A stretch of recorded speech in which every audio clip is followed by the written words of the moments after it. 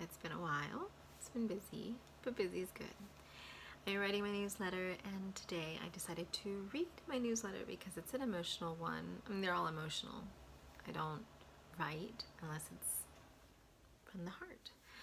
So, this is to all of the students that I've ever taught in these 13 years. We're going to have a celebration this weekend to celebrate the 13 years. September was the month of our 13 years. 13 years me teaching yoga, and it's been such a great journey. Hell of a journey. So, might get a little emotional. I don't know, we'll see. I did when I read it to Chris. I couldn't believe how emotional I got. Okay, so let me read it for those who maybe don't want to read it and want to just hear it. Wow and wow.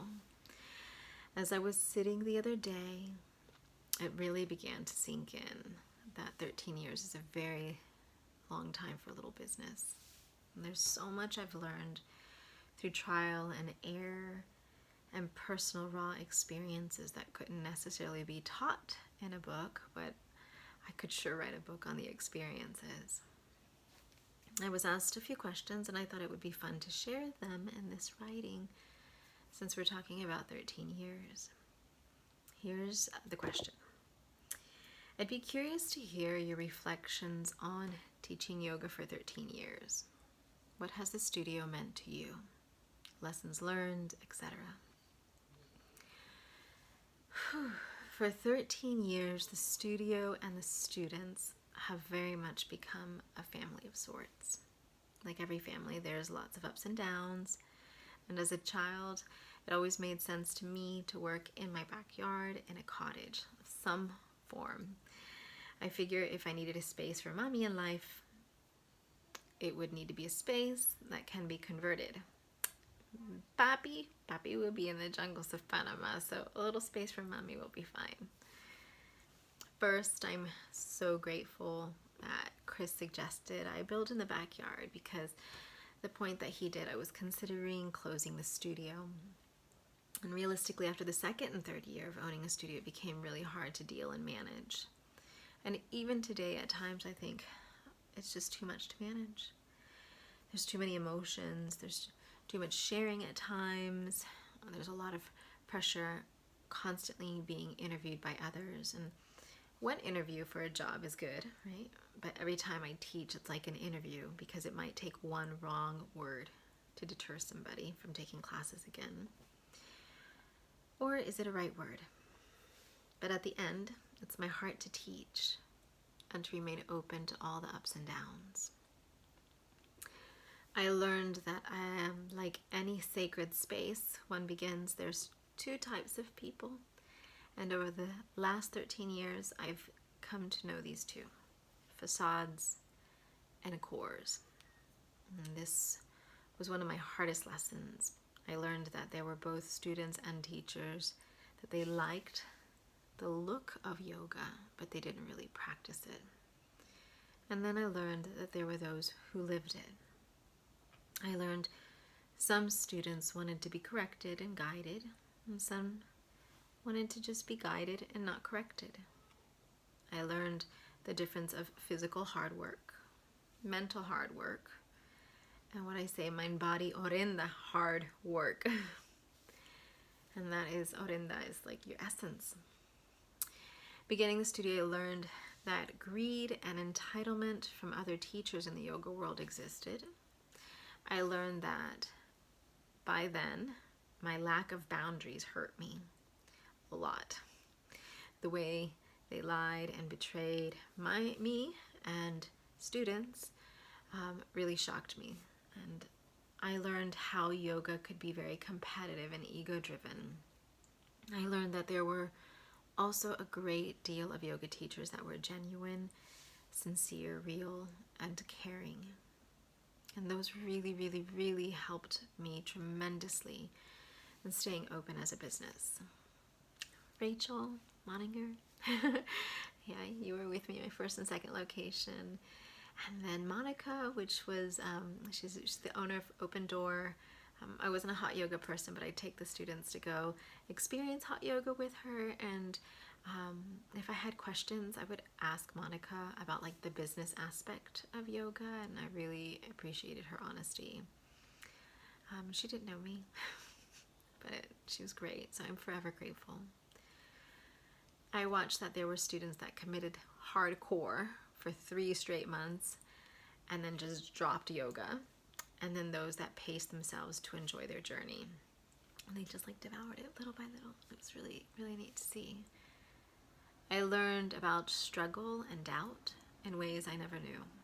And we each have our own struggles, but I chose to open a space where people could authentically be safe to be and to share. And I learned that for some, sharing later became an embarrassment, because if they shared more than what they think they should have. And then I learned that some were able to take that sharing and that vulnerability and flourished and gained strength and power that took them where they needed to go next. I learned we all really go right where we need to next. I learned about honest communication, honest communicators, half-assed communicators, and non-communicators, which is a whole another level of communication. Some just told me what they think I wanted to hear instead of what they honestly could have said, cheating us all out of experience. Some told me straight up, and those really make me happy because it just basically allows us to skip all the bullshit, all the nonsense in my eyes.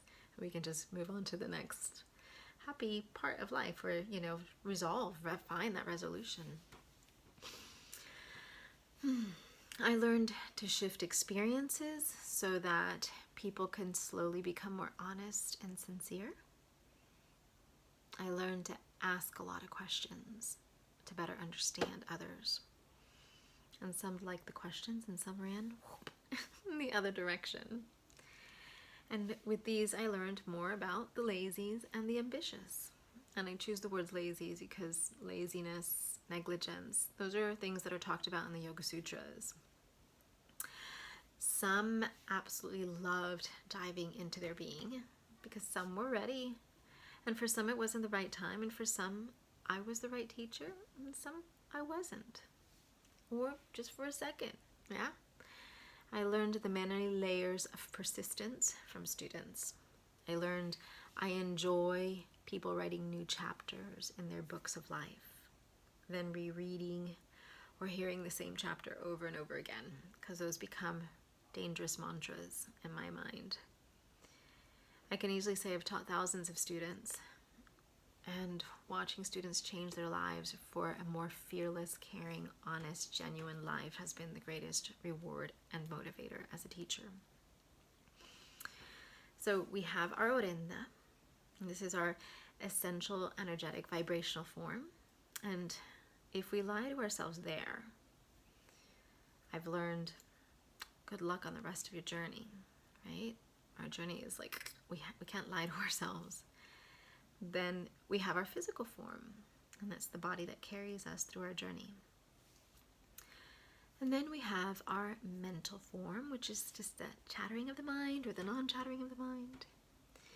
And then we have our home structure, which is what houses our physical body and our family. And it's the space that, mixes our energies and provides a space to grow outside of our physical mind bodies, and where we can practice honesty and truth with those we're born with. And then we have our family, which is a sample of the world. It's a little sample of the world, because we know all families don't get along, just like all the world doesn't get along. And with our family, we learn with one another communication and practicing what we believe. And then there's the natural world. Yeah. And that to me is the original studio and home for us all. And then there's the chaos of life. So I say try intermingling there with the chaos of life in the world and finding or maintaining your peace through all the trials and tribulations and attachments or non-attachments, and maintaining your core Orenda. I love fear and fearlessness the most, I learned the more we show our vulnerability, the easier it is.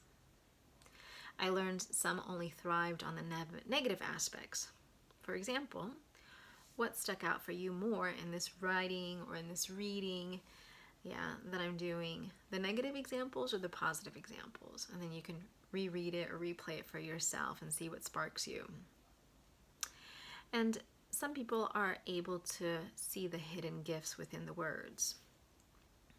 I also remember that 13 was Soleil's age when she passed.